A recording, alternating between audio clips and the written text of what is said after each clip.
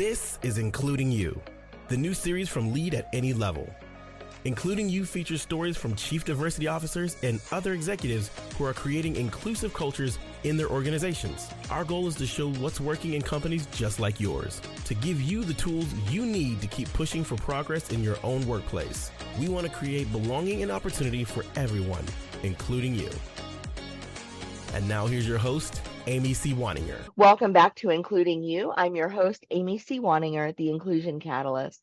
My guest today is Josh Miller. They are the founder and CEO of Ideas xLab, which uses the art of storytelling and community collaboration to impact public health. Through its Unknown project, Ideas xLab is working to unearth and honor the names and stories of Black enslaved people in Kentucky and beyond.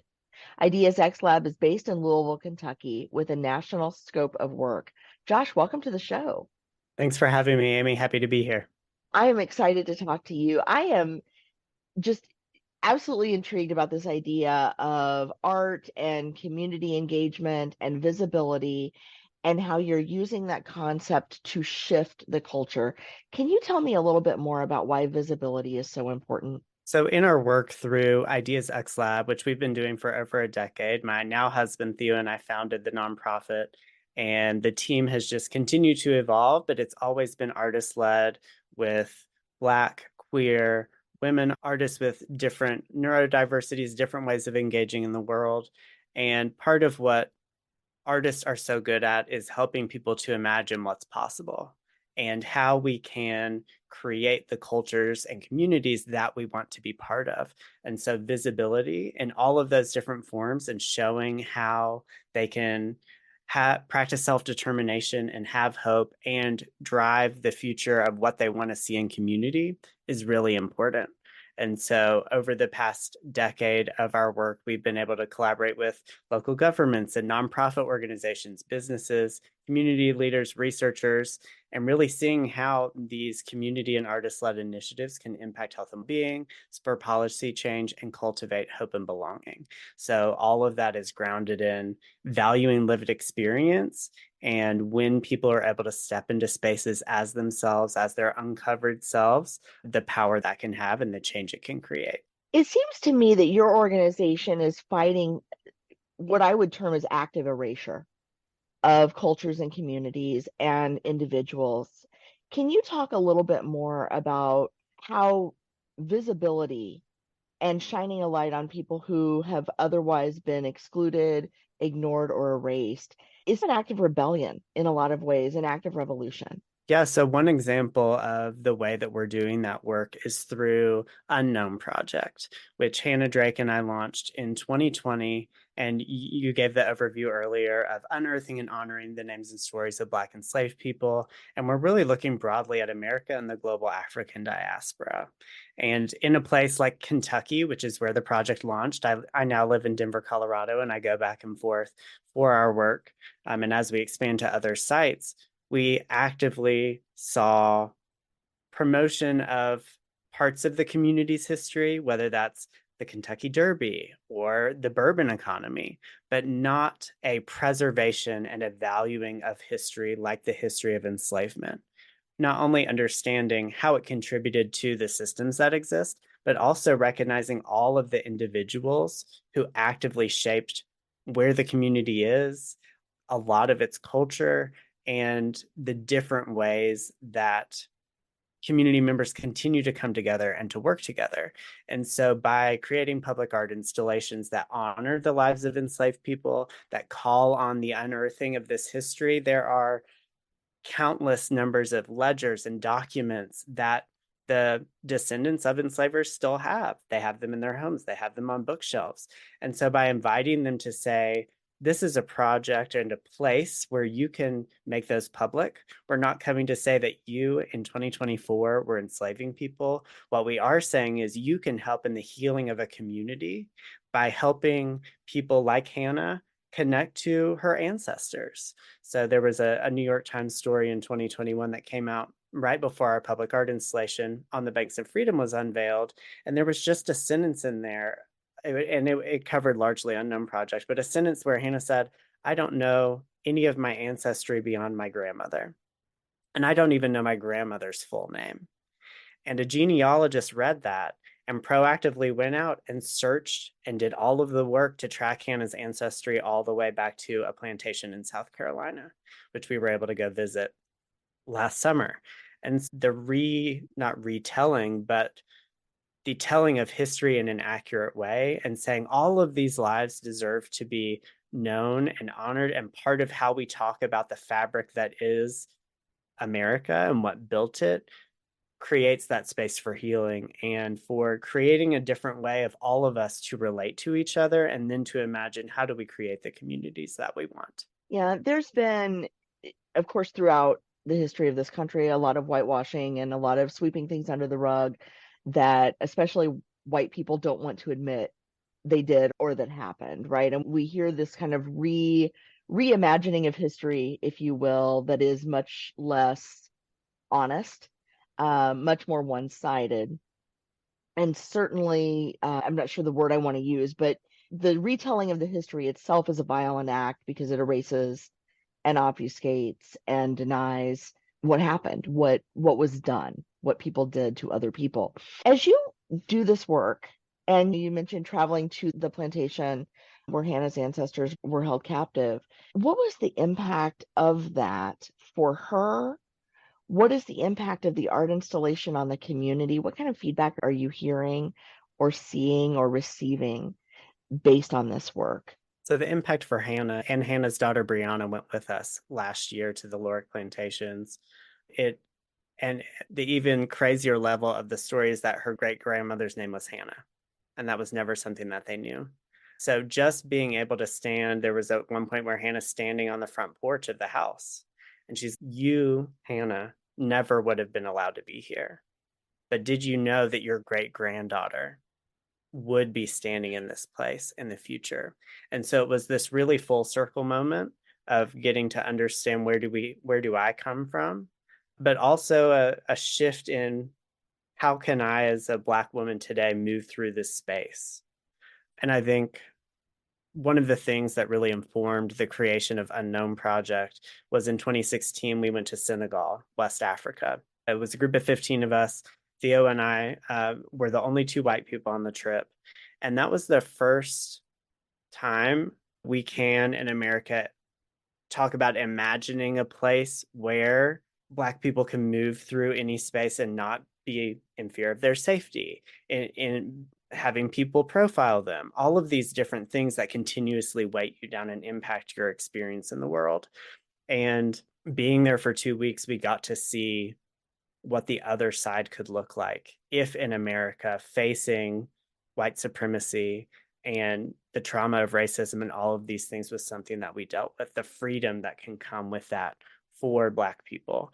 And so that's been one that really informed why this work is so important. Why are we doing it here in the US, in Kentucky and beyond? And we've seen as people come to the public art installation, they often talk about how I never knew about this history, not for Kentucky or not necessarily for the US. I didn't know how much of it was actively hidden or erased or edited. And I hadn't thought about the relationship of the place I am in related to the region. So Louisville, Kentucky sits across the river from southern Indiana. Indiana was a free state. Kentucky was a slave state. If you could get across the river, that was the beginning of the road to freedom. You were not free by any means, but it was the beginning of the road to freedom. And when you concurrently can say, look, you can see the riverbank right there. That is where, if you could just get there, that's where the beginning of the road to freedom was. That helps to reorient people to think, oh, I walked across that walking bridge. I've stood over in that park. And it shifts all of the relationship, not only to the physical place, but also to the history of why is this part of our city the way it is? What contributed to that? And so that's been one of the biggest pieces of one, we've had people just show up and bring photocopies of ledgers from their families that had one person's had 50 names of enslaved people and birth dates. Other people have mailed them to us. They've sent us wills on Twitter and they're like, here's a will for my family where enslaved people were deeded from one generation to the next. Our family has told this really romanticized story about a relationship where the enslaver was it and the enslaved woman were in love. And I'm trying to we need to tell this story differently because that is not accurate. And so that's what part of the invitation has been, and people have stepped into that. And then physically standing in the space on the edge of the platform facing Indiana, there are 6 sets of footprints, and they were contributed by Black Louisvillians, and they're paired with the names of enslaved people, and one says unknown. And we invite people to you can take your shoes off if you want. You can stand in those footprints and just imagine if enslaved people were standing on the banks of the Ohio looking across, trying to get up the courage to make that escape, what would that feel like? So there's been a lot of different ways that's impacted people individually, but also thinking collectively. As you were talking about that, in a way, I feel a little guilty. I didn't know that this art installation was in Louisville. I'm based in Indiana. I spend quite a bit of time in Louisville, and I had no idea it was there. And so this is something that I'm going to seek out because I think it's important. I think it's something that everybody should experience, especially those of us that are familiar with this area. Louisville has been in the national spotlight recently for racial injustice, for the murder of Breonna Taylor. She slept in her bed. There's a lot of continued violence, gentrification within Louisville and the surrounding areas. What impact do you think an art installation like this or a project like this can have on public policy? I think what you're bringing up right now, looking at Kentucky specifically, in addition to what you just named, they are also seeking to pass different legislation about what can be taught in schools. What about enslavement can even be mentioned in classrooms? And what we've heard from students who have come to the site and been at the installation or have just heard different parts about the history in the project are asking, why did we not learn this in school? Why am I only hearing about it now for the first time? And projects like this not only put forward a truer accounting and more comprehensive accounting of history, but also remind people of the information they should always have access to. And this isn't about trying to shame anybody about their history, but it is a recognition that history will not always be comfortable. You cannot expect to find it be comfortable for you. But it is, Hannah often compares it to a cake. You have all of these ingredients, and those are the things that have made what history is. And once the cake is baked, you can't unbake it, but you can't decide what you do with the cake. And so that is really what we're putting forward in terms of thinking about at a policy level. It might be what can be taught. It may be what is the role of reparations and thinking about how do we collectively heal. I just read the book, which I highly recommend. It's called My Grandmother's Hands. It's by Resma Menakem, and the subtitle is Racialized Trauma and the Pathway to Mending Our Hearts and Bodies. And so a lot of the work that we are doing through Unknown Project, whether it's we're facilitating a book club. Right now we're reading Caste by Isabel Wilkerson, which is a tremendous book and gives so much context to the systems that have been put in place, how those have reinforced a separation of people and othering in terms of trying to keep and maintain power.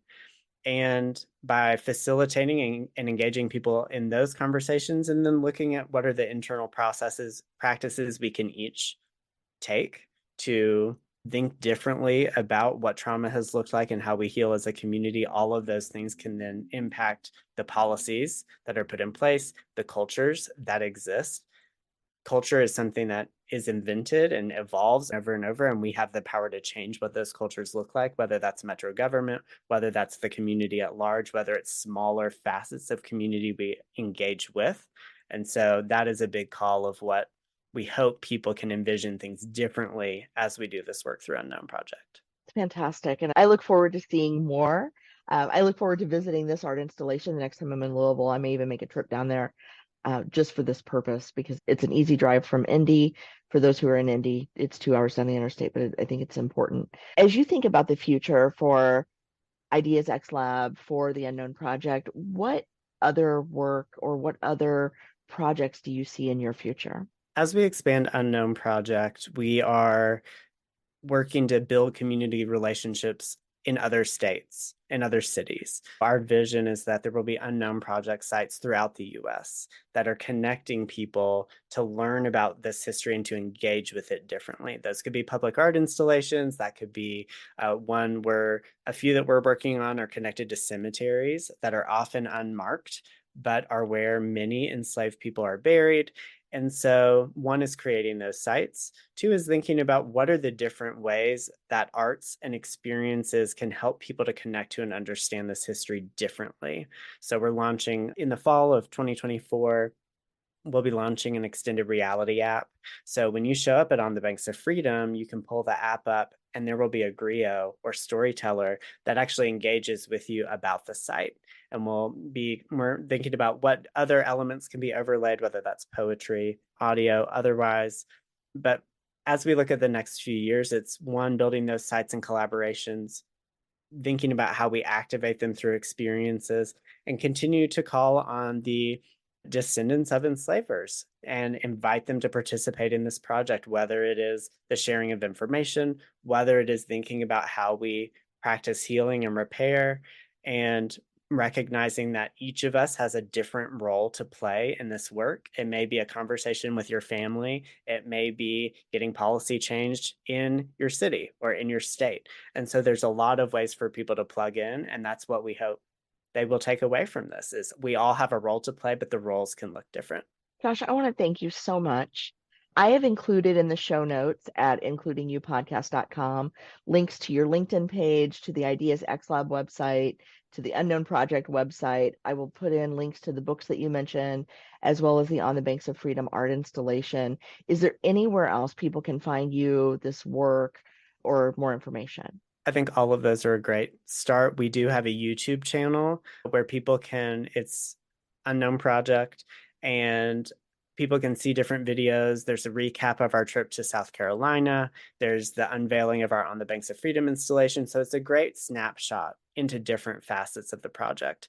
And my next trip to Louisville will be at the end of March. So if we can align things and you want to come see the installation, then I can take you on a tour. But definitely recommend for people coming to Louisville, whether it's going to On the Banks of Freedom. The Fraser Art Museum is a partner of ours, a collaborator in Unknown Project, and they have a site-specific art installation on their grounds connected to the project that adds more layers to the history. And I think those are some really good ways to begin to get involved. And then for people who are in different communities, think about what Unknown Project could look like there. It's a responsive project. It's not a cookie cutter, we're coming into your community, but it's what does your community want? And how do you want to help participate in the telling of history and the healing that our nation needs to do? Oh, that's beautiful. Thank you so much. And I will make sure that the links, the YouTube link and the Fraser Art Museum link are also in the show notes so that people can find those as well. Josh, thank you. This has been so enlightening. It's just been interesting and insightful to speak with you today. And I'm sure my audience will appreciate you as well. Thank you. Thanks for having me. This has been a great day. If you've enjoyed this episode, follow Lead at any level on LinkedIn and YouTube. Then join us for Including You video simulcast every Thursday at noon Eastern. Including You can also be enjoyed each week as part of the Living Corporate audio podcast series, available on all major podcast platforms. Learn more at living-corporate.com. Including You is brought to you in part by Lead at Any Level, a boutique training and consulting firm improving employee engagement and retention for companies that promote from within. Lead at Any Level. Leaders can be anywhere and should be everywhere. Learn more at leadatanylevel.com. Lead at Any Level and its logo are registered trademarks of Lead at Any Level LLC. The views and opinions of guests on our show do not necessarily reflect the positions of Lead at Any Level, Living Corporate, or the sponsors of Including You. That's it for this week's edition of Including You. If you enjoyed this episode, be sure to like and subscribe wherever you get your podcasts. And don't forget to leave us a comment or a review to help others find us as well. Be sure to join me next week when my guest will be Wendy Koch of Engineered Leadership Solutions.